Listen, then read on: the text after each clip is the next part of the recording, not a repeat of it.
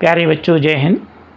हमारा घर हमारा विद्यालय सत्र 2024-25 अंतर्गत प्रयास पुस्तिका कक्षा 6 से 8 हेतु जो आपके प्रोजेक्ट कार्य हैं सभी विषय के, ये आप अच्छे से भर लीजिए समझकर, क्योंकि यही प्रोजेक्ट कार्य आपको वार्षिक परीक्षा में दिए जाते हैं। अभी तक आपने हमारे चैनल को सब्सक्राइब नहीं किया तो कर लीजिए, जिससे सर्वप्रथम आपको वीडियो जो भी हम भेजें वो दिखाई दें। आप सभी प्रोजेक्ट देखने के लिए हमारे चैनल की प्लेलिस्ट में जा कर के और अपने सभी प्रोजेक्ट कार्य देखकर समझकर भर लीजिए।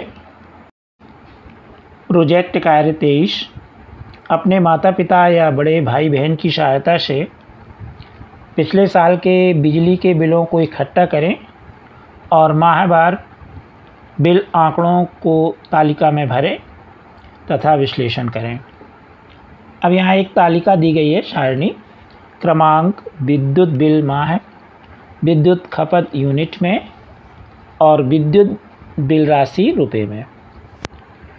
तो आप अपने घर के पिछले साल के सभी जनवरी से लेकर के दिसंबर तक के बिल एकत्रित कर लीजिए और उससे देख करके ये जानकारी भरना है। कैसे? जैसे जनवरी में बिल है और उसमें मान लीजिए यूनिट खपत यूनिट है 70 और बिल की राशि है 700 रुपये। फरवरी में खपत यूनिट है 80 यूनिट और राशि बिल की है 800 रुपये। मार्च में 100 यूनिट और बिल की राशि है 1000। अप्रैल में 120 यूनिट, बिल की राशि 1200 रुपये। मई में 150 यूनिट, बिल की राशि 1500। जून में 160 यूनिट, राशि 1600। जुलाई में 150, राशि 1500। अगस्त में 120, बिल की राशि 1200। सितंबर में 120, बिल की राशि 1100। अक्टूबर में 110 यूनिट और बिल की राशि 1100। नवंबर में 100 यूनिट और बिल की राशि 1000 और दिसंबर में 80 यूनिट और बिल की राशि 800 रुपये।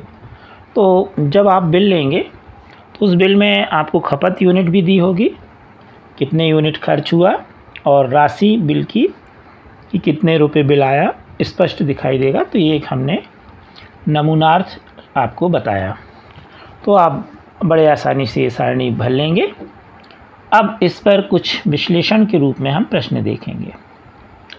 प्रश्न पहला है, किस किस माह में ऊर्जा बिल ज़्यादा व्ययभार वाले हैं तथा किस किस महीने में ऊर्जा बिल कम व्ययभार वाले हैं, यानी किस में ज़्यादा है और किस में कम है। तो अब हम ऊपर देखेंगे जो सारणी बनी है, तो इसमें आप देख रहे हैं कि सबसे ज़्यादा 160, 150 है।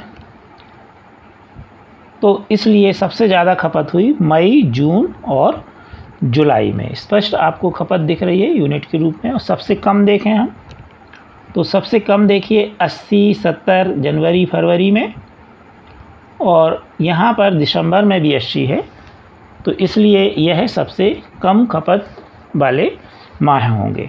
तो यही हम उत्तर में लिख देंगे कि सबसे ज़्यादा ऊर्जा बिल वाले माह हैं मई, जून और जुलाई, और कम ऊर्जा वाले हैं दिसंबर, जनवरी और फरवरी। तो इस तरह से यह प्रश्न हम सॉल्व कर सकते हैं।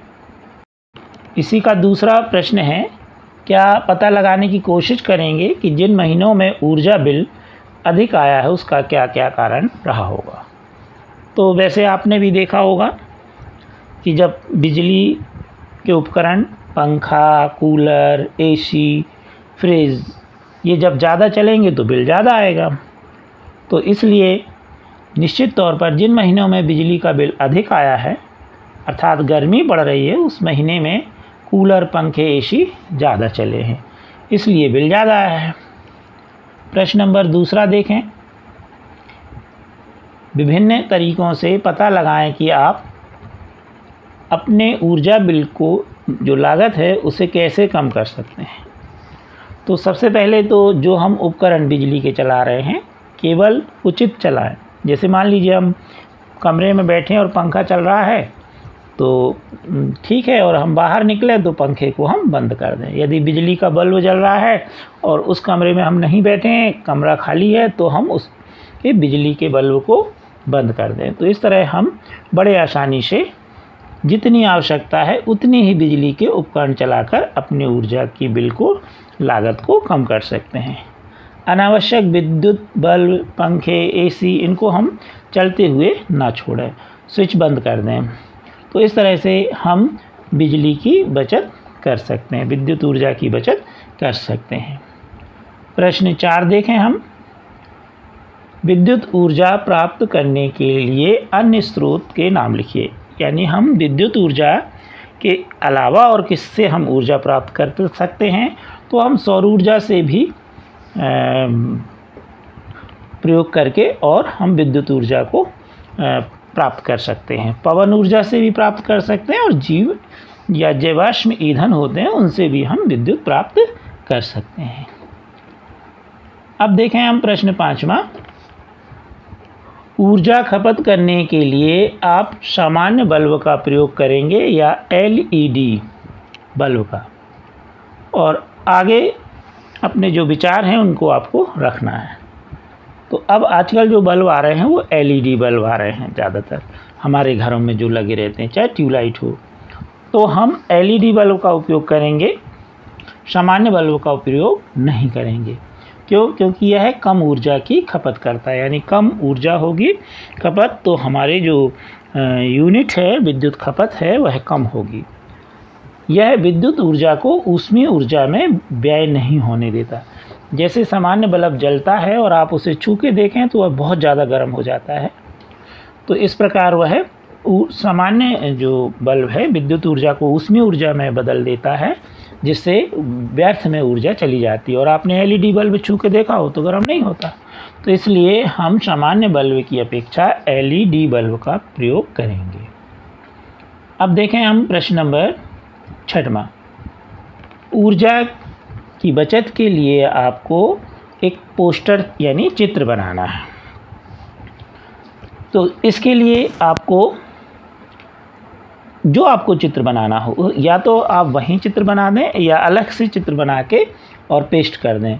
तो ऊर्जा बचत से संबंधित, तो आप देख रहे हैं इस चित्र में ये सोलर पैनल लगे हुए हैं और ये सूर्य है, सूर्य की रोशनी इस पर पड़ेगी और सौर ऊर्जा जो है वह विद्युत ऊर्जा में बदल जाएगी और ये बल्ब जल रहा है। आप देख रहे हैं घर में भी यह बल्ब लगा है और यह बल्ब जल रहा है। तो ये किससे जल रहा है? सूर्य की ऊर्जा के द्वारा सौर पैनलों के माध्यम से ये रिचार्ज हो जाते हैं। तो ऐसे गांव जहां विद्युत नहीं है वहां आपने देखा होगा कि सौर पैनल लगे रहते हैं, और आजकल तो सभी जगह लगे रहते हैं।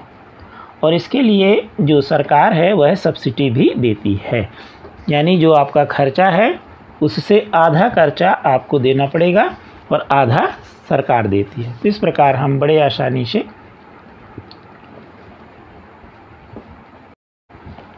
सौर पैनल लगा करके और विद्युत ऊर्जा की बचत कर सकते हैं।